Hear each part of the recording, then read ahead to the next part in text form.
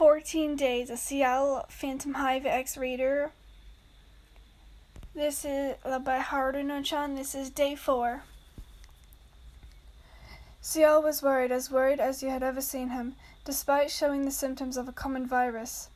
But he knew that it was something much bigger, something much more dangerous than they had originally thought.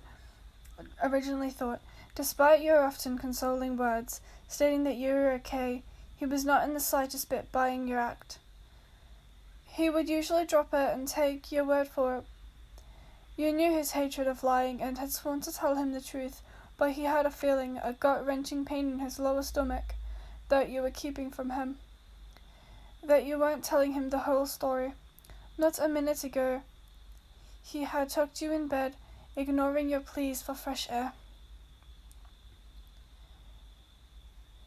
You loved being outside, loved the wind, the air, the scent, everything. But after the doctor's strict rules about keeping you warm, Ciel had ordered that all windows be closed and the fire placed beyond 24/7. With a heavy sigh, the Navy boy entered his office.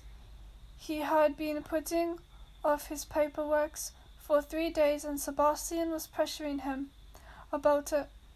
So much to his dismay, he left your side and made his way to his office. Sitting behind the mahogany desk and sorting through all sorts of papers, most being of no use to the Earl, and he was swift to throw them in the trash can.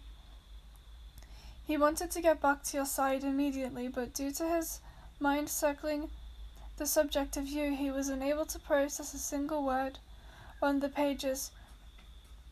They were all like blank sheets to him. With a groan of growing irritation, the Earl propped his elbow onto the table and rested his cheek upon his knuckle. Huffing inaudibly, the Earl turned his gaze elsewhere, his one blue iris gazing out the window. It was a rather chilly day, but due to the heat of the manor, he was burning up. Loosening his bow tie, the young boy rose, making sure the door was shut tightly before clambering over to the window. He had grown more muscular as he had grown. As a 13-year-old, he had struggled to even so much as dress himself, let alone open a window. It was around the time he met you that he really became independent. Mostly because of embarrassment, he had begun dressing himself, the odd feeling of caring about how you thought of him, making the Earl queasy. He remembered entering a dance held by Her Majesty herself. He remembered watching you frolic around with a boy around about his age, and he remembered the pure hatred that had bubbled in the pit of his stomach as he watched, but he had no need to feel envious or jealous anymore. No other man had the permission to close their mouth over your own, and no other man had the right to caress your body. You were his, the property of ciel phantomhive, the queen upon his chessboard. The mere thought brought you a certain delight to Ciel's stomach. Lifting the window, he delighted in the swell of cool breeze. Taking in a deep breath, the male gazed upon the glorious garden, only to catch a glimpse of his blonde staff member giving his lover a tour around the garden.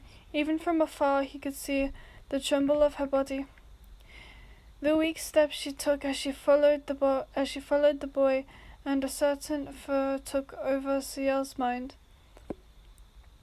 So these are your favorite flower.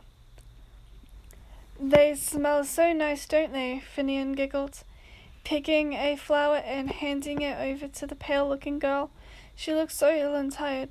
Miss, are you sure you're allowed outside? You don't look well. The cute boy murmured as your slender fingers took hold of the stem, your eyes scanning each of the delicate petals. Wyan, Finian! You jumped at the sound of Ciel's stern voice. Dripping with rage, the boy stomped your way. Finian cowered, knowing full well that he was in trouble. Biting onto your lower lip, You watched as Ciel's eyes narrowed. What on earth is wrong with you? You're sick and you were told to stay in bed. What are you trying to do? Kill yourself? It's not the... And you, Finian, I give you an order to keep her inside.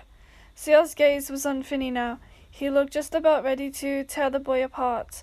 Maneuvering around your weak form, he made his way towards the shorter blonde.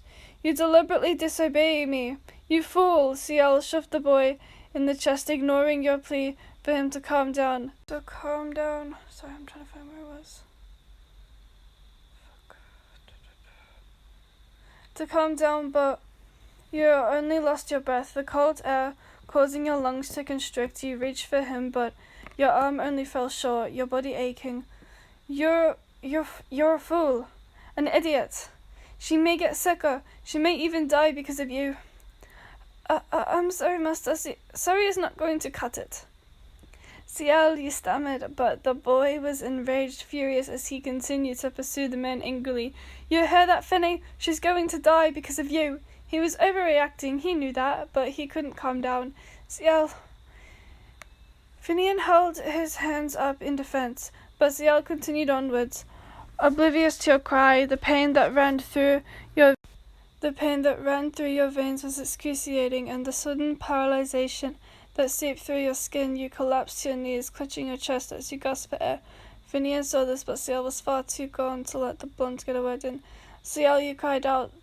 This snapped the boy out of his phase and immediately spun around. The anger melted from his face as he rushed over to you. The blood drained from your face, and the words that left the boy's mouth were slurred and incoherent to your ears. You stared at his lips, trying to form some type of words, but it was impossible. Your gaze began to blur, and Ciel became nothing but white, and then there was nothing. And that's the end of that. I'm kind of sorry. It kept asking me to pay for something.